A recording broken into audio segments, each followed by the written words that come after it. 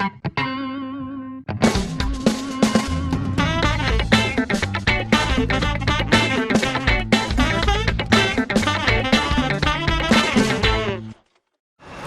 and good afternoon. This is Ronald Bird with another edition of Style Speaks, my smooth as silk edition of Style Speaks. I have a very, very special guest who agreed to take some time out of his day to talk to us on this mildly sunny day. It's October, 3rd, and it's like 80-some degrees out here. Not sure what's going on with that. We'll prefer a little wind, having on a little jacket, a little scarf, but it's hot. So we're gonna make the best of it.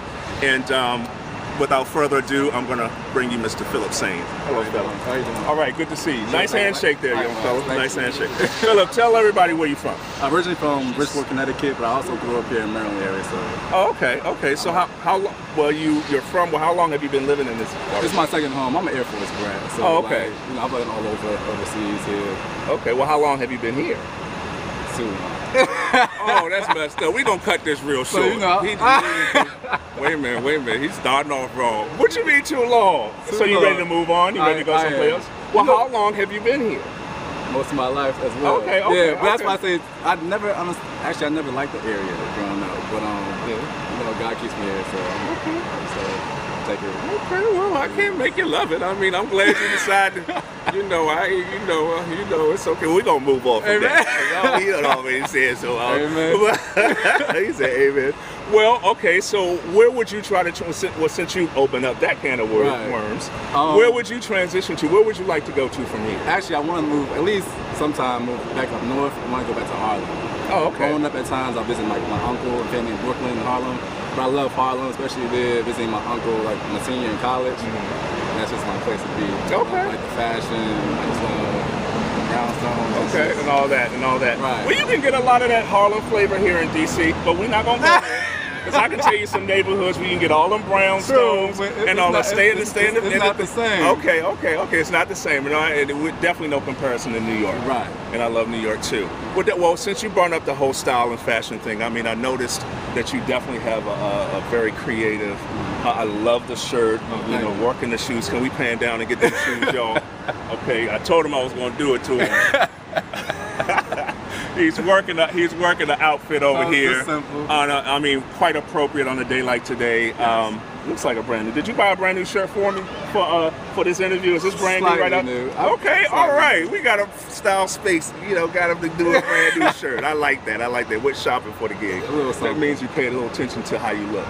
Always. Yeah. Okay. So where did that? Okay, that was my next question. Where did that come from? Actually, my grandparents and my mother, they always told me to be well groomed.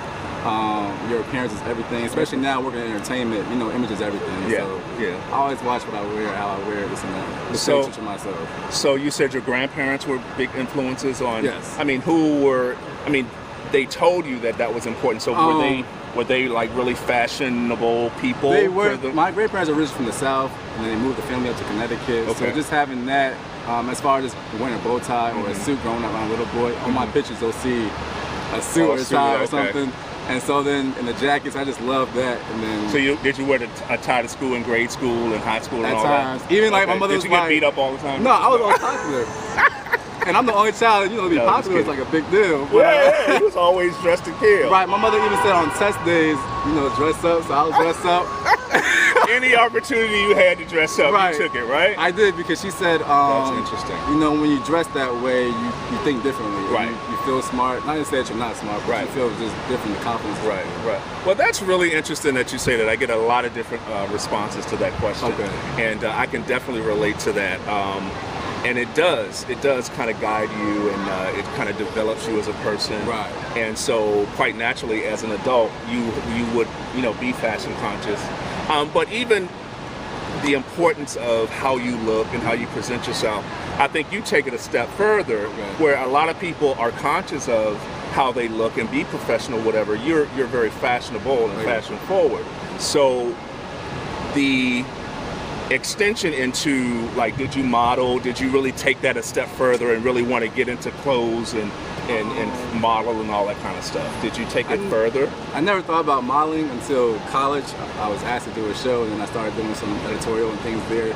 But growing up, I've always wanted like 4 or 5 careers, and so fashion designing was one of them. So I've always been once like self-taught. Like my mother taught me how to sew. I always wanted like my own fashion line. Oh, okay. So I have that. Now I need to get back into doing that more often. Okay. So that's just kind of like the start of it. Wow. So you started. You wanted to get into the whole creating. You were creative in the design piece and all that, not just looking the part, but you wanted to put together the whole stuff together too. Because when I was little, like when you shop with your mother, right. While she's doing her thing, I'm over here looking at the mannequins and actually changing the pieces. Are you serious? So they probably hate me growing up. But even when I started getting to retail, I asked my manager, I said, "Can I do this without looking at the visual guide?" She said, "Go ahead," and that's what it said. Okay, so you've always kind of had that creative side to you. Yes, sir. Okay, that's. And I'm an Aquarius, so. Okay. I don't know what that means, but we're creative. Oh, okay. Okay, well that's cool. I didn't know that about you, and I like to get. A lot of times people think.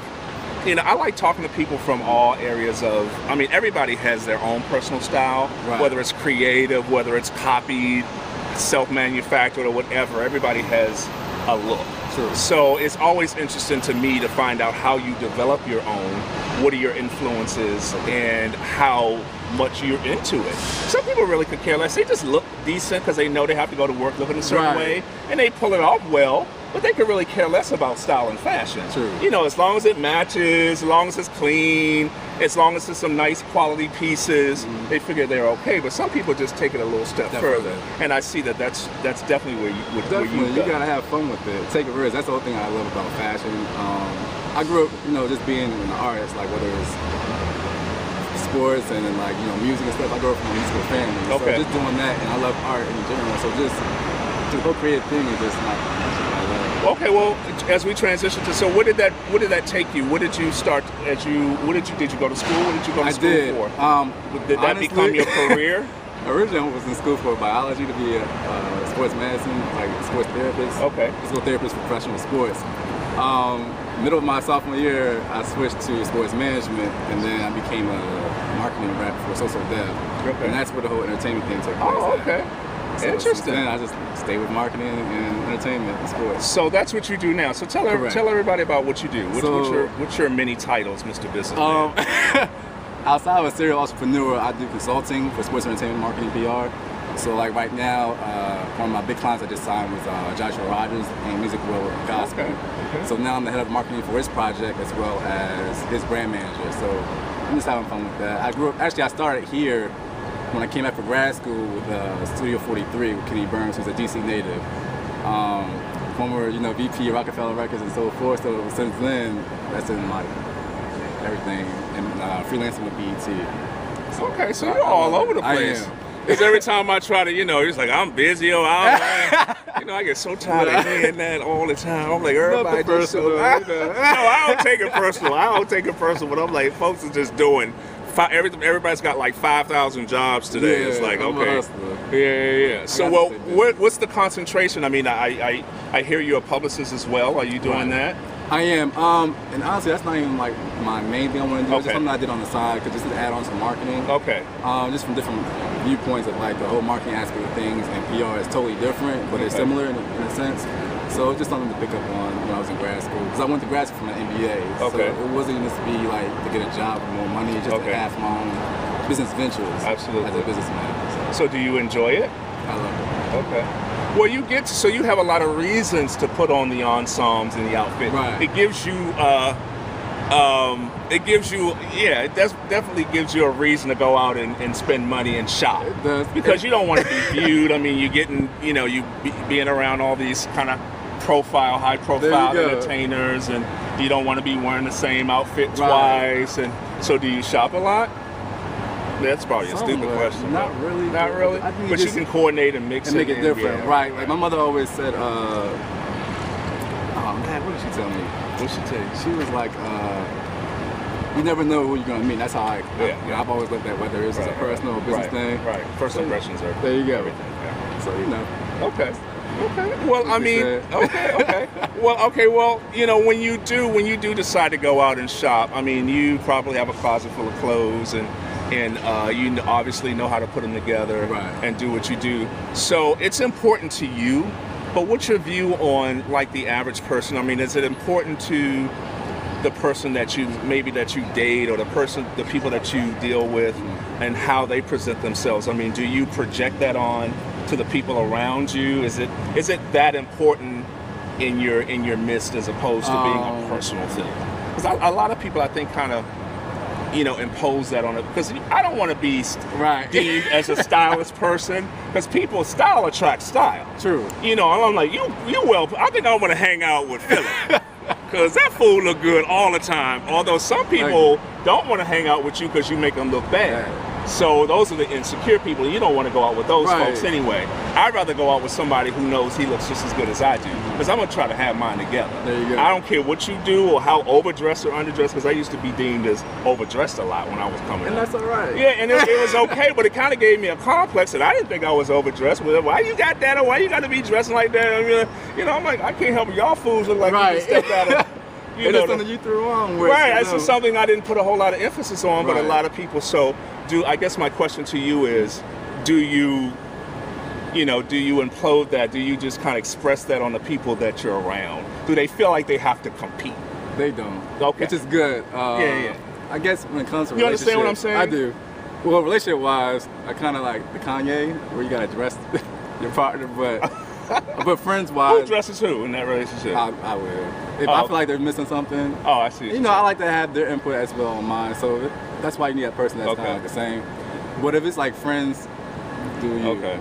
I'm do you. Me, so. But that does have something to do with it, though. You probably wouldn't date a person that didn't bring it. No. Right. That didn't bring it. That you'd have to train and, you know, but if they gave you full realm, okay, well, you just going to have to dress me. You know, you just gonna have to take. That's fine too. That's fine too. Be somebody's personal shopper. Well, how would you deem your personal style? Are you very eclectic in your looks? Do you tend to be dressy as opposed to because you have a nice striped shirt on, some jeans on with some nice little sassy, flashy shoes. So you didn't dress down your jeans. You dressed up your jeans. Right. And so, I mean, do you tend to feel more comfortable kind of with a little flash, with a little flair? You seem like you do. It really depends on my mood. I'm a moody person. Okay. But it depends on my mood. Like I would say heterogeneous, just like a melting pot. You just never know.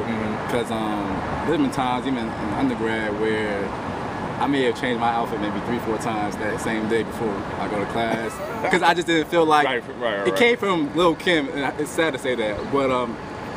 you know, she felt like, you know, normally she wears jeans and Timbs unless she'll dress sexy when she feels sexy. So I've learned that you can't get dressed if you don't feel like that's right, 'cause it's not going to come off regardless of what you're wearing. Right. So that's just my thing right there. Well, did you answer the question? So what would you classify your style to be? I would say heterogeneous. What do you call it? Heterogeneous. Heterogeneous? Yeah. I've never heard that term before. It's different, like, okay. You know, spontaneous, surprising, a mix, like a melting pot. Is that your word? Did you come up with that one? Okay. It was kind of hard to figure out why I could be like eclectic, like just a mixture of different styles, because, you know, someone brought to my attention the other day was like, you know, more than I see you like dressed up to their, you know, their thinking. Or this and that, and one time they saw me just chilling, fitted jeans, combat like. So I change it up. It depends on my mood. Like if I'm real chill. If I want to feel like getting dressed. So you couldn't really classify it. I mean, I guess I'm trying to get a word out of him that would kind of one word generalize what his look would be, and he's like, you know, all these fancy jargon. I don't know what that means. But that's pretty. I mean, if that's what it is, that's what it is. I mean, okay, if you would ask your coworker or somebody who kind of knows you, if I was to ask them that question, what would they say to me? If I said, well, what's his style look? They'll probably say eclectic. Eclectic. Okay. So you like dressing up and dressing down. I do. But and you put a little. I can't see you dress like totally down. You put a spin on that. I do a little something. You put a little spin on that. Even like I'm trying to get more into accessories this year. It's been a while since I've been big on that. Okay. So I have like foxtails from my friend Mark C. and bow-tie roaches. Yeah, like just to have fun with it. You know, little something. Well, that's good. I like people Detail. who can be creative and are not afraid of just expressing themselves fashionably. You know what I'm saying? Fur and accessories and all that. I think it's not just about jewelry. That's why I like the fall. I love hats. Oh, same here. I'm a hat person. I love hats. I love scarves. I love jewelry. All kinds of accessories, and I have a belt and all that. I've always been that way. So it's interesting when you meet guys who enjoy the same thing and really have the ability to coordinate that and put that together. Right. So you probably seem like the type of person who could. Well, have you ever decided to be, or have you ever done personal shopping? I have. Okay. You probably didn't like it, like dressing other people and figuring out what they want and dealing with that. I love it. I think it just depends on the client in the sense of I had one. I'm just like asking like, what do you want to do? Like, what's your try to pull something out and I'd be like, okay. Right, you can't do it because everybody's different. I can't approach every client the same. Right, absolutely. I can put something on you that I think would look good on you, but you may not feel like anything in it, so it's hard to do. You need to be comfortable at the same time. It's always been hard for me to do. Well, that's great. Well, so tell me a little bit about what you're working on now. You talked about maybe, do you have clients, or I mean, what's something that's in the works that you wanted to let people know about and how we can find you? So outside of Joshua Rogers' album drops on the 29th of this month, I have this month. Expect Smart Dapper, which is an upscale online magazine for African American men and minorities that me and my business partner is working on. In regards to fashion, but more so just like you have like your details and your GQ and Esquire, but they don't really focus or target us as brothers, African American men. So it's just something that's created for them as well as just talking about other things that affects us personally. Okay, interesting. Just trying to uplift and empower because there's a lot of men out here I talk to who says, oh, I got this inspiration from GQ Mag, but that's not for you, dog. Like, you're wearing something and don't even really know how to put it together to pull it off. A lot of guys don't know the basics or the foundation, like where your pants should fall when it comes to slacks. Or I think GQ teaches that, though. Don't diss GQ. I'm not dissing them, because I'm a GQ. I remember my first subscription to a magazine was GQ. I used to have GQ by my bedstand dating myself in the late 70s. In high school, I love that magazine, and I've always followed GQ. Right. And I've learned a lot from GQ. But I read the articles, right? And I've read the articles. I mean, they just look at the pictures, and I've read the articles. Right. So I kind of differ from it not being about, when you say about you, being about African American. Right, because products that's being promoted aren't really for us. Right. So just things like that, and through my networks and resources and stuff. Okay. Trying to just, and what's the name of it? Smart Dapper. Okay, Smart Dapper. And when can we start to look for that? By the end of this month. Okay, so, and what do you have a website or SmartDapper.com. That should be up by we're going to launch probably the end of this month, like literally, if not November 1st. Okay, so is there a website or something else, email address or something we can find you at if they want to find you, young fella? Somebody may want a stylist or publicist or something. I don't know. Go ahead and tell them where to find you. Somebody gave their phone number out on here. I saw. Oh, you did? I did. I was like, I don't know if you really want to do that. He was like, oh, I don't care, put it out there. I ain't got time for all that. I was surprised. I was like, you sure you want to put your phone number? Right. Fine. For me, everything is like my social media is at Philip Sain. That's Philip with one L, Sain, S-A-I-N. You can hit me up at info@philipsain.com. Don't try to befriend him because he can't take no more friends. Yeah, and the number still even goes low. I try to delete folks to make some room. Yeah, that doesn't work. I know people who try. It doesn't work. But you can find me on Twitter and Instagram. There's enough room for that. Okay. All right. Yeah. That's it. Well, I appreciate your time here, Mr. Phil. Definitely. I enjoyed talking to you. Well, that'll be another edition of Style Speaks. Until the next time, we'll see you soon.